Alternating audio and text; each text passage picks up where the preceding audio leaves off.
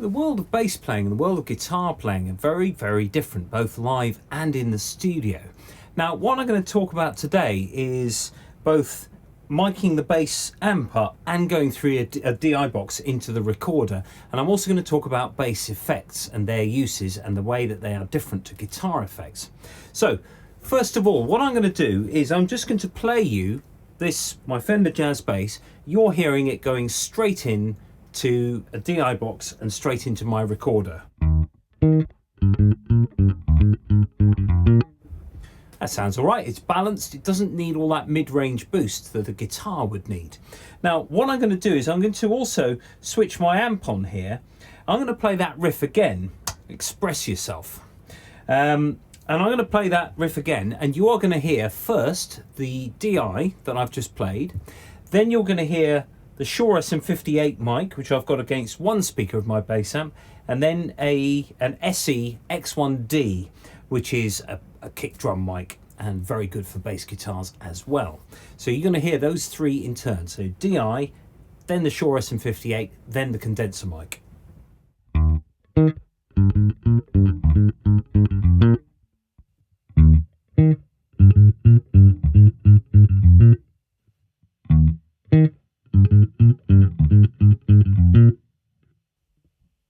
And there are your three different sounds. Now, obviously with a mic in the studio, you can shape the sound as you want it.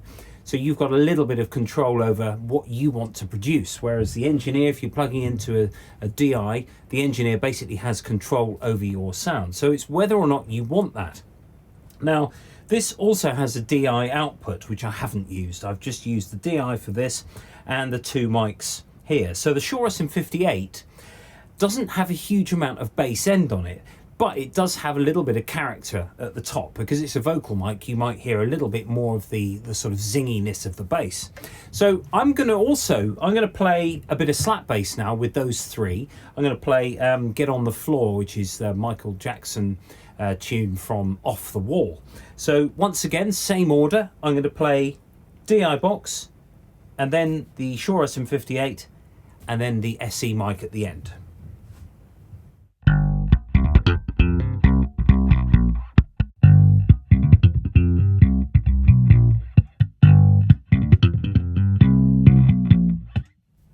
I attempted to play those three the same way, sort of. But you should be able to hear a difference if you're on headphones, and you really do need to be on headphones for this, or a decent pair of speakers and a good internet connection, so you're getting a good audio feed from YouTube. So now I'm going to talk a little bit about bass guitar effects. Now, a guitarist will have lots of things on their pedal board. They have sort of chorusing, they have phasing, they've got various distortion pedals, you've got delay, you've got stuff that changes the sound completely, these sort of synth sounds. There's lots and lots and lots and lots about. But the bass player's job in a band is very different to that of a guitarist, where the bass player has to keep the groove and has to be working with that drummer and not doing too much stuff. I mean, that Michael Jackson riff, that slap bass, that was, well in vogue in the late 70s and early 80s, but not so much anymore. So if I've got a basic riff such as this,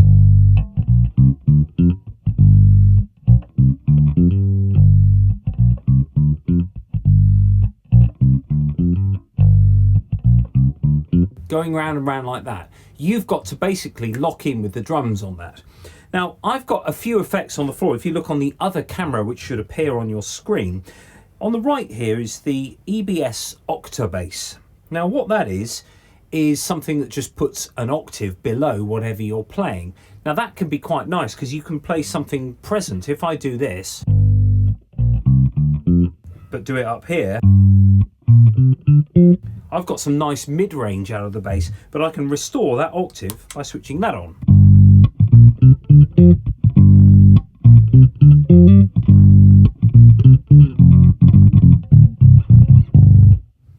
When you play a bottom G like that, the octave can be really a little bit sort of muddy down the bottom. So you've got to really know that you're going to use that in the right way. So playing higher notes,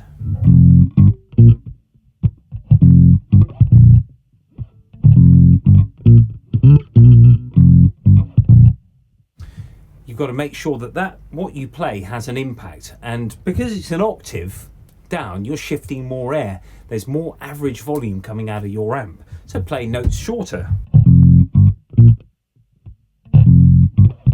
Instead of... because then you're just soaking, you're just swamping that bottom end a bit. Next up, we've got the Bass Big Muff by Electro Harmonics.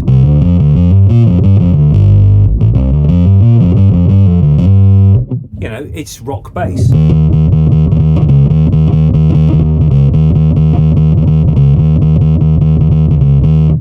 So once again, you can compare that with the DI and then the bass amp. So I'm going to use that that Bass Big Muff pedal, and I'm going to do the same thing again. So DI, and then Shure SM58, then the SE mic.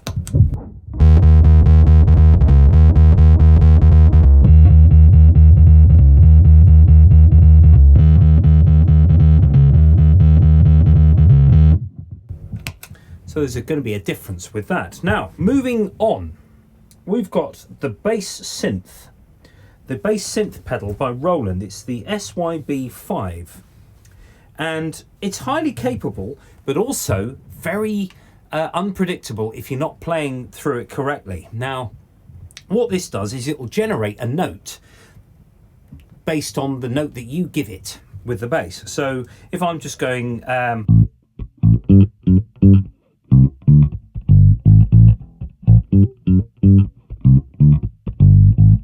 it's that tune, that disco tune. You heard that little yeah. It's basically, it was getting noise from somewhere. So you've got to be really, really good and careful with your notes. One thing you can do on bass is to turn the tone control down so that you're only giving it bass frequencies, and it's more or less likely to trigger the correct note.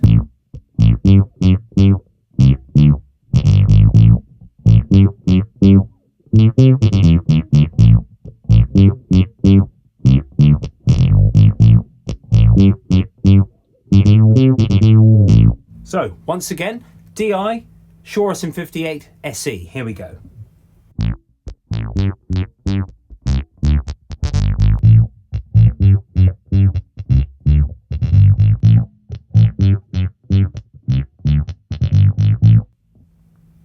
So, there are various different modes on this. This is one of the sort of newer sort of Boss bass pedals. I mean, it's a few years old now, but it's very capable.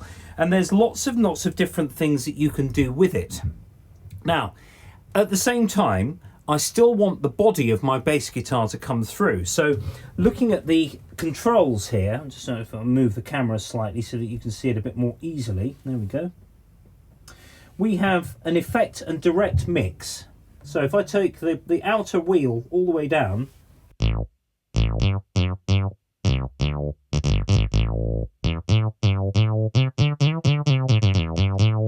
it's sounding a little bit false. That bass has gone. Whereas if you just reintroduce the bass, and don't forget, I've turned the tone down so you won't really hear the tone of the bass guitar all that much. But now you've got that sort of extra synth going over it.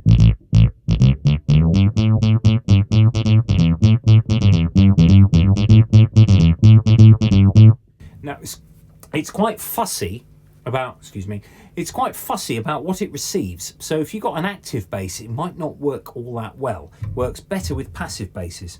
And also if you put a distortion pedal before it or something and you've got that on, it won't trigger properly. So you've got the classic sort of synth controls. You've got resonance and cutoff.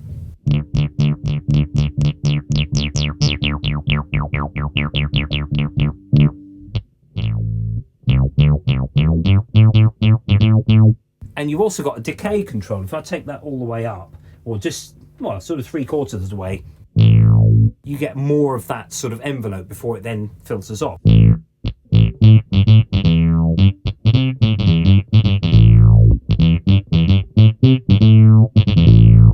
If you're really accurate with your tone with your fingers, you can make even sort of quicker runs work with the synth.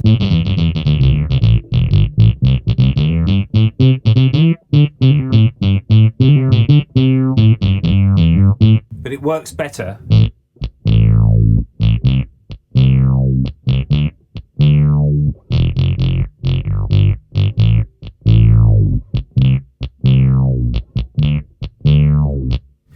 If you're going to record with this, I would suggest that you put the DI box from your bass before the pedal and then record the output of the pedal separately. So you have two tracks, you have the bass and then you have your effect. It means that you've got maximum control over your recording and you can still get your bass guitar if you want. Nowadays, because of the multi-track sort of setup that we now enjoy with things like multi-input sound cards and essentially endless tracks limited only by the RAM of your computer, you can do all this and still have the freedom to get rid of something if it's not quite working. So we've got a few modes on this as well. There's like an octave down.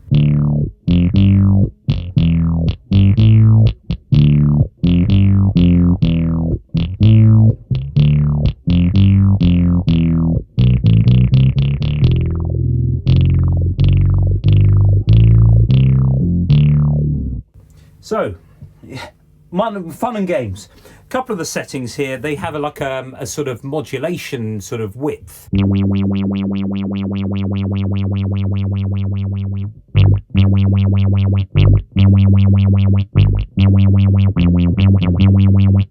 Yeah.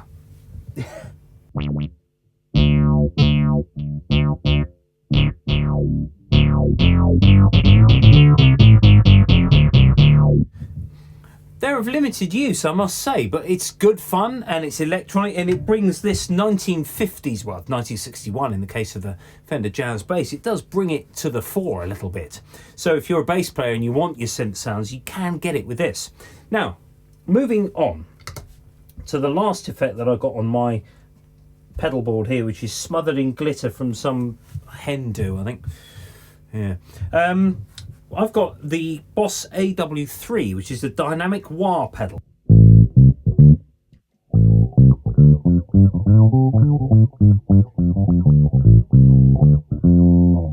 Now there's various things you can do with this.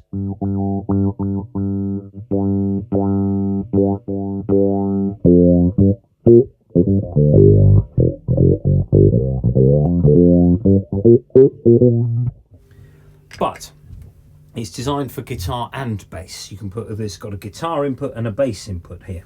So I've got mine running through the bass input, but notice how much of that top end it takes away.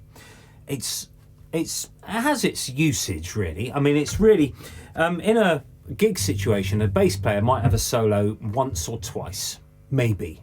And it's your kind of 4 bars where you do your thing and then you return back to playing with the drums.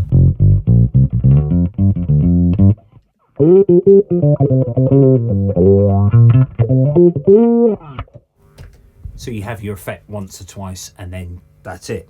Whereas the bass, the Octave and the Big Muff pedal by Electro Harmonics, and to a certain extent the bass synth, if you're doing like an 80s gig or something, they will be used more often. But really for bass, I tend to go out with no effects actually. I just use my amplifier and I spend the whole night just playing with the drummer, just going with the bass drum, because that's what it's all about ultimately. So there we go, there's a bit about bass amplifier miking and a little bit about bass pedals.